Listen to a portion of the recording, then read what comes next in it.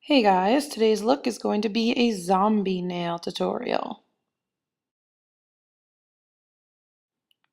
I first started out by using Chinchilly by Essie and I painted all of my fingers except my thumb in this color. I then took a pointed Q-tip with some brown acrylic paint and created some of the dirt and ground underneath where the tombstone and the zombie hand were going to be.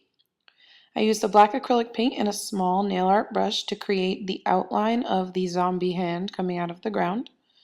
And then I mixed a medium green and some black paint to create the color I was going to use to fill in the hand.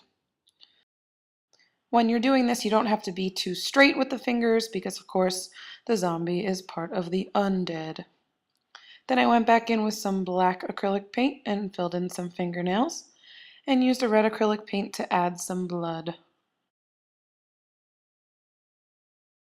I created the tombstone by using some black acrylic paint and went back in later to fill it in with a dark gray. And then, of course, going back in with the black acrylic paint and a very shaky hand, I created the RIP or Rest in Peace on top of the tombstone. I decided to make my thumbnail the accent nail and I used Undercover by Wet n Wild as the base color. For the inside of the brain, I based it off an image I found on Google. I searched for cartoon brain.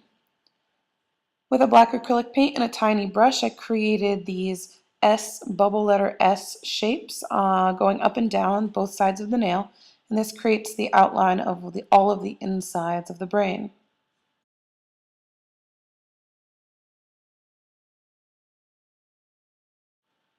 After that was all filled in, I used a bright red and created some blood on it as well.